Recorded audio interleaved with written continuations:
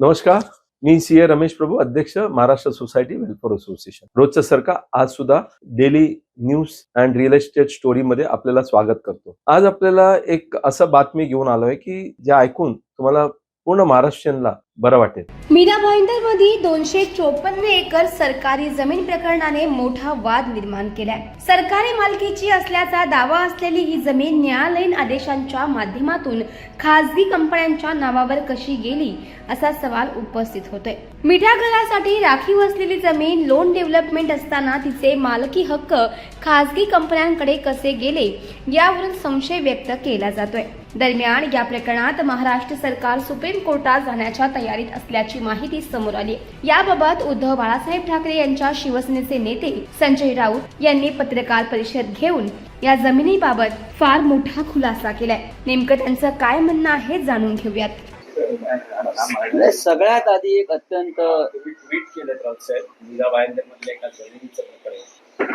254 acre शासकीय जमीन Mira Bhayandar salt land, 254 acre Mira Bhayandar सारख्या शहरामध्ये. आणि ही जमीन 2 दिवसापूर्वी मुंबई उच्च न्यायालयानं खाजगी मालकांना शासकीय जमीन द इस्टेट इन्व्हेस्टमेंट आणि मीरा रिअल इस्टेट डेव्हलपर या संदर्भात माझ्या माहितीप्रमाणे महाराष्ट्रानं आपली भूमिका मांडली. ही सरकारी जमीन आहे, पण तरीही हायकोर्टानं सरकारी भूमिकेची, महाराष्ट्र सरकारच्या भूमिकेची दखल घेतली नाही. आणि ही 254 एकर जमीन, कोट्यावधी म्हणजे हजारो कोटीची जमीन, सरकारी मालकीची जमीन या उच्च न्यायालयाच्या कालच्या निर्णयामुळे खाजगी व्यक्तींना देण्यात आली. राज्य शासनानं असं ठरवलंय, ज्या माझ्या माहितीनुसार, की स्पेशल लिव्ह पिटिशन दाखल करून सर्वोच्च न्यायालयात जाऊन या सगळ्या व्यवहाराला आव्हान द्यायचं. माझा प्रश्न असा आहे की महाराष्ट्र सरकारकडे इतके मोठे मोठे वकील असताना हा खटला महाराष्ट्र सरकार हारला कसा?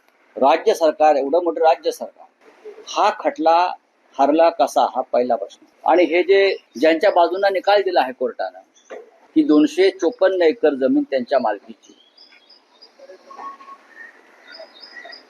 या ज्या कंपन्या आहेत, द इस्टेट इन्व्हेस्टमेंट आणि मीरा रिअल इस्टेट डेव्हलपर, या 2 कंपन्यांची नावं लक्षात. मी सरकारला विचारतो की या 2 कंपन्यांचे मालक कोण आहेत, ज्यांना ही 254 एकर जमीन महाराष्ट्र शासनाच्या मालकीची हायकोर्टाच्या माध्यमातून देण्यात आली. हा निर्णय जर एखाद्या मंत्र्याने घेतला असता अशा प्रकारे, किंवा सरकारने घेतला असता आणि कोणी कोर्टात गेला असतं, तर मला पूर्ण खात्री आहे की हायकोर्टानं त्या संबंधित मंत्र्यावरती स्ट्रिक्चर पास केले असते. व्यवहार पारदर्शक नाही. सरकारी जमीन तुम्ही अशा प्रकारे कशी एखाद्याला, खाजगी व्यक्तीला देऊ शकता, लुटू शकता?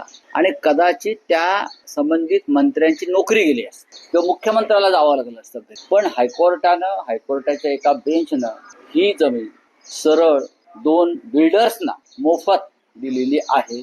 मी महाराष्ट्र सरकारला आवाहन करेन, ही महाराष्ट्राची जमीन आहे, राज्याच्या जनतेची जमीन आहे. या जमिनीवरती तुम्ही नागरी सुविधांच्या अनेक गोष्टी करू शकता. 254 एकर हा फार मोठा आकडा आहे. तर ही जमीन तुम्ही काही करून परत ताब्यात मिळवा. ही महाराष्ट्राची लँड आहे. आणि हे बिल्डर कोण आहेत?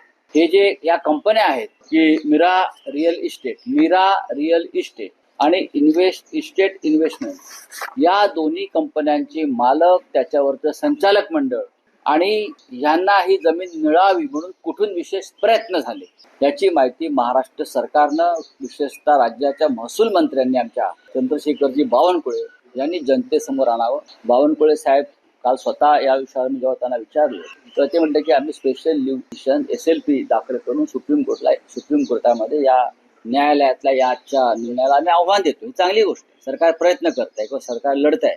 पण तरी सुद्धा हे 2 महावीर कोण आहेत, ज्यांना 254 एकर जमीन न्यायालयाच्या माध्यमातून अंधण देण्यात आलेली आहे? अंधण आम्हाला सगळं 10 फुटाचं कोणी घर देत नाही गरीबाला.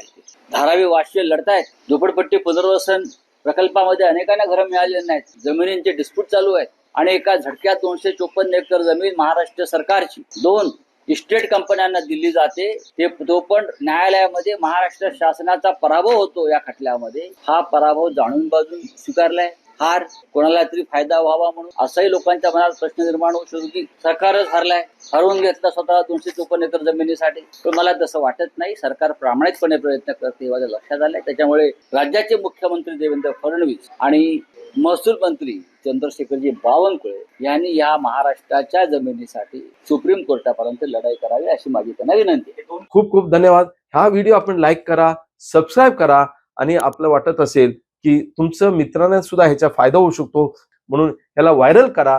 प्रत्येकाने ह्या व्हिडिओ बघून ह्याच्यानंतरचा जे फायदा आपण घ्यावा असं मी आपल्याला विनंती करतो. खूप खूप धन्यवाद.